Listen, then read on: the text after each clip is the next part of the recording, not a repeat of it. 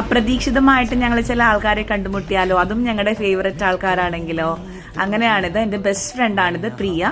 അപ്പോൾ മാംഗ്ലൂർ ട്രിപ്പിന് പോയപ്പോൾ എൻ്റെ സ്റ്റേറ്റസ് എല്ലാം കണ്ടിട്ട് അവൾ നിങ്ങൾ മാംഗ്ലൂർ ഉണ്ടോ എന്ന് ചോദിച്ചു. ഞാൻ പറഞ്ഞു ഞാൻ മാംഗ്ലൂർ ഉണ്ടെന്ന്. അവളുടെ അനിയത്തിയുടെ വീട്ടിലായിരുന്നു. അവരും ട്രിപ്പിന് പോകാൻ, ഗോവയ്ക്ക് പോകാൻ വേണ്ടിയിട്ട് വന്നതാണ്. പ്രിയയുടെ അനിയത്തി വിദ്യയുടെ ഫാമിലിയാണിത്. വിദ്യയുടെ മദർ ഇൻ ലോയും എൻ്റെ അടിപൊളി ഒരു ഫ്രണ്ടാണ്, ഫേസ്ബുക്ക് ഫ്രണ്ടാണ്. നല്ലൊരു ബിഹേവിയർ ആണ്, ഭയങ്കര അടിപൊളി ഫാമിലിയാണ്. പ്രിയയുടെ അനിയത്തിയാണിത് വിദ്യ. പ്രിയയുടെ ഹസ്ബൻഡാണ് യെല്ലോ ടീഷർട്ട് ഇട്ടിട്ട്. കണ്ടില്ലേ, ഞങ്ങൾ എല്ലാവരും കൂടെ പിന്നെ ഫോട്ടോ സെഷനൊക്കെ ആയിരുന്നു. ഡിന്നറെല്ലാം കഴിച്ചിട്ടാണ് അവിടെ നിന്ന് ഇറങ്ങിയത്. എൻ്റെ 5ാം ക്ലാസ് മുതൽ 10ാം ക്ലാസ് വരെ ഒരുമിച്ചിരുന്ന് പഠിച്ചാണ്. പ്രിയയുടെ മോളാണിത്. ഒരുമിച്ച് പഠിച്ചതാണ്. എനിക്ക് മാത്സിന് മാർക്ക് കിട്ടാൻ കാരണം തന്നെ പ്രിയയാണ്. അവളില്ലായിരുന്നെങ്കിൽ ഞാൻ സത്യം പറഞ്ഞാൽ ആ മാത്സിൻ്റെ ഈ ലോകത്തേ വരത്തുണ്ടായിരുന്നില്ല. അത്രയ്ക്ക് മോട്ടിവേഷനൊക്കെ ആയിരുന്നു പ്രിയ. ഡിന്നറൊക്കെ കഴിച്ചു അവിടെ നിന്ന്. അടിപൊളി ഒരു ഗെറ്റ് ടുഗെദർ ആയിരുന്നു. സത്യം പറഞ്ഞാൽ അൺഎക്സ്പെക്റ്റഡ് എന്നൊക്കെ പറയില്ലേ, അതുകൊണ്ട് ഭയങ്കര ഹാപ്പി ആയിരുന്നു.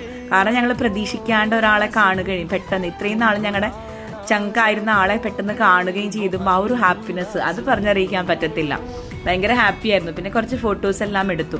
പണ്ട് ഞങ്ങൾ എല്ലാ ദിവസവും ഒരുമിച്ച് സ്കൂളിൽ പോവുക, ഒരുമിച്ച് വരിക, ഒരുമിച്ച് ടെമ്പിളിൽ പോവുക, അങ്ങനെ അത്രയ്ക്കും എൻജോയ് ചെയ്ത കാലങ്ങളായിരുന്നു. കോളേജിൽ അവൾ കോമേഴ്സ് ആയിരുന്നപ്പോൾ ഞാൻ സയൻസ് ഗ്രൂപ്പായിരുന്നു. പക്ഷെ എന്നാലും ഒരുമിച്ച് ട്യൂഷന് പോവുക, ഒരുമിച്ച് കോളേജിൽ പോവുക, ഒരുമിച്ച് തിരിച്ചു വരിക, അത്രയ്ക്ക് ഭയങ്കര കമ്പനിയായിരുന്നു.